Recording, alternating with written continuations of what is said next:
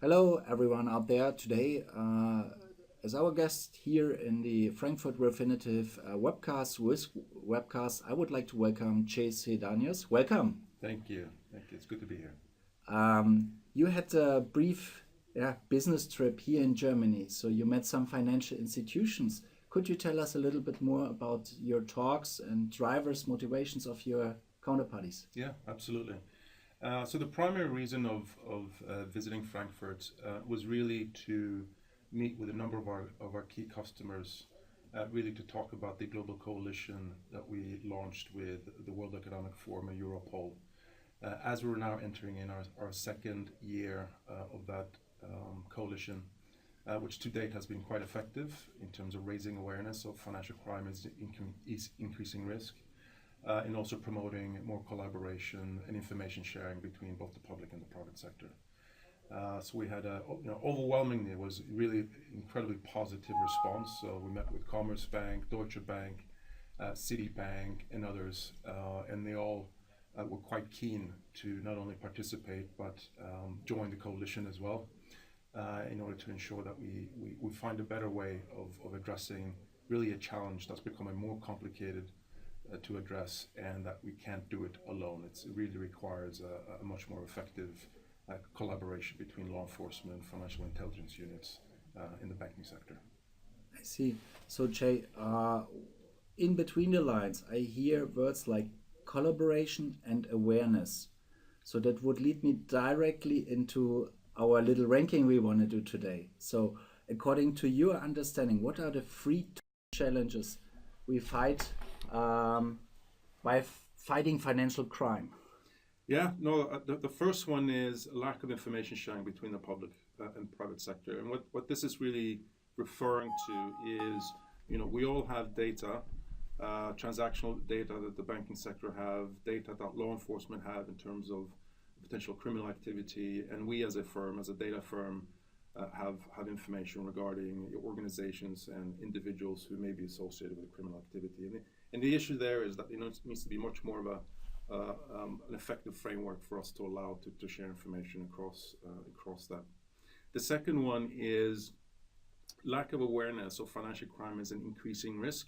Now, for those of us who are in this space, who are experts in the field and are close to both some of the criminal activity, including money laundering, wildlife trafficking, human trafficking, but I think beyond that, I think there's a sense that financial crime, whenever you mention financial crime, is viewed as a bit of a white-collar crime without any sort of human dimension to it. And we should never forget that at the end of the day, what we're trying, it's about people.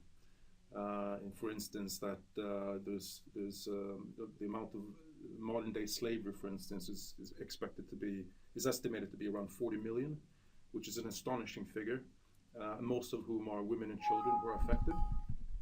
So that's one example.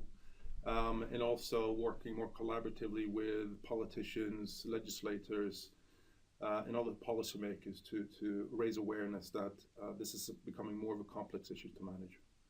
The third is what I would consider, and that the current regime that we are living under, the anti-money laundering regime, is really built around what I would call technical compliance. So supervisors go into a bank, they look at the controls around, do you have policy and procedures, is there a compliance officer, et cetera, et cetera. And that's in effect done is that it's created an environment within the banking sector where it becomes a tick box exercise. And we actually should be asking a different kind of question, which is how effective do the controls that we have, and I say we, collectively, how much of that actually leads to real arrests? How much of that actually leads to real investigations? How much of that leads to asset seizures? And it's quite striking that there really is a broad consensus that the current AML regime needs to change. And so that's one of the reasons why we've promoted and sponsored meetings globally and workshops globally with what we call the public and private partnership models, in which the Joint Money Laundering Task Force in the UK is just one example of that, and that's been replicated across different jurisdictions as well. So if I take the core finding of all those 3 points together, could I say something like we shouldn't move away from tick the box, cover your back compliance into a rather culture of compliance environment. Absolutely. And it really goes into building trust as part of that, right? That financial firms and corporates and others, that we can be much more open in terms of sharing best practice, sharing information in terms of what works, in order to ensure that we keep the focus on moving the needle. And what many cite as an example of that, less than 1% of money laundering is actually caught or seized by law enforcement.